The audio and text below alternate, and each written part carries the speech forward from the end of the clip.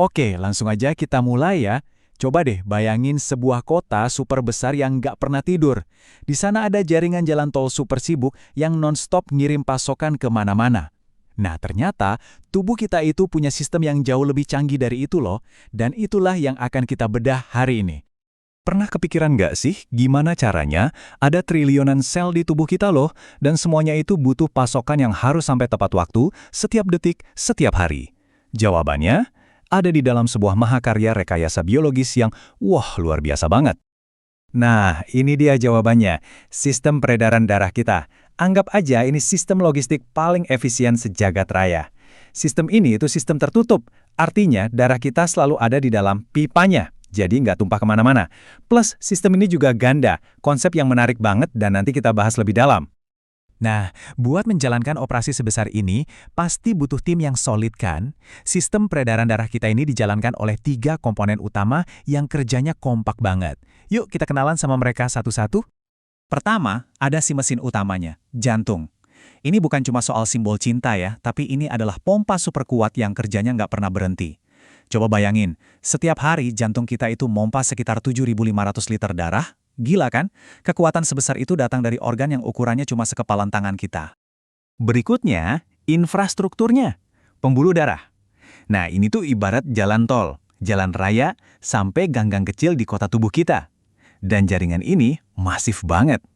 Kalau semua pembuluh darah dari satu orang dewasa kita sambungin, panjangnya bisa sampai 100.000 kilometer. Itu cukup buat ngelilingin bumi lebih dari 2 kali loh. Kebayang nggak? Keren banget kan? Nah, yang menarik di sini, setiap jalan ini punya tugasnya masing-masing. Arteri itu tugasnya bawa pasokan bersih yang kaya oksigen menjauh dari jantung. Kalau vena, kebalikannya, dia bawa darah kotor kembali ke jantung buat dicuci. Terus kapiler, nah ini dia ganggang sempitnya, tempat di mana proses antar jemput barangnya benar-benar terjadi di tingkat sel. Dan tentu aja kita butuh kendaraannya kan? Ya, itulah darah.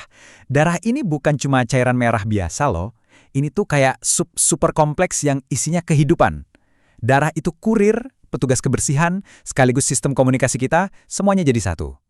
Dia bawa kargo-kargo penting kayak oksigen, nutrisi, sampai pesan-pesan hormon ke seluruh penjuru tubuh. Oke, sekarang pertanyaannya, isi truk pengiriman ini apa aja sih? Karena darah itu jauh lebih kompleks dari sekedar cairan merah. Isinya itu campuran berbagai elemen yang masing-masing punya tugas super penting. Jadi, di dalam darah kita itu ada 2 tim pekerja utama. Pertama, sel darah merah. Anggap aja mereka ini kurir super rajin yang nggak kenal lelah, tugasnya nganterin paket paling berharga, oksigen. Nah, yang kedua, ada sel darah putih. Mereka ini pasukan keamanannya tubuh kita, selalu siaga melawan penyusup kayak bakteri atau virus. Nah, buat melengkapi kru ini, ada juga plasma. Plasma ini cairan yang bikin semuanya bisa ngalir lancar. Terus ada juga trombosit. Trombosit ini keren banget. Mereka itu tim perbaikan darurat. Jadi kalau ada jalan raya yang bocor atau rusak, misalnya kita luka, mereka langsung datang buat nambar.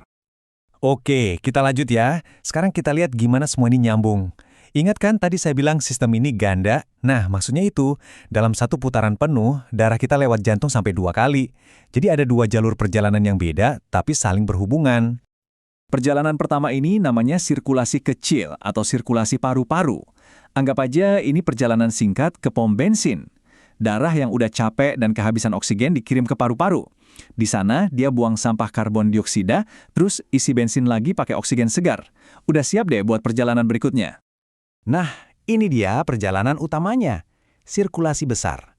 Dari bilik kiri jantung, yang ototnya paling kuat, darah yang udah seger penuh oksigen tadi dipompa dengan kekuatan penuh ke seluruh tubuh. Bener-bener ke semua bagian, dari otot sampai ke ujung jari kaki. Inilah misi pengiriman utamanya, buat mastiin tiap sel dapat jatahnya. Oke, kita udah lihat kan mekanismenya yang lumayan rumit. Sekarang, mari kita simpulkan. Intinya, kenapa sih sistem ini penting banget buat kita hidup? Semuanya itu kembali ke beberapa fungsi utamanya. Seperti yang bisa kita lihat di sini, sistem ini tugasnya banyak banget. Dia nggak cuma nganterin oksigen dan nutrisi, tapi juga jadi tukang sampah yang ngangkutin limbah. Dia juga jadi sistem pertahanan kita dari penyakit, jadi pengatur suhu tubuh, sampai jadi tim perbaikan kalau kita luka. Pendeknya, sistem ini tuh, ya ampun, ngerjain hampir semuanya deh buat kita bisa tetap hidup dan sehat. Jadi, sebagai penutup, coba deh kita renungin sebentar. Mesin super canggih di dalam dada kita ini kerja kerasnya luar biasa. Berdetak lebih dari 100.000 kali sehari tanpa pernah istirahat. Pertanyaannya sekarang, dengan semua yang udah jantung lakuin buat kita, apa yang udah kita lakuin buat dia? Nah, itu pertanyaan bagus buat kita pikirin sama-sama.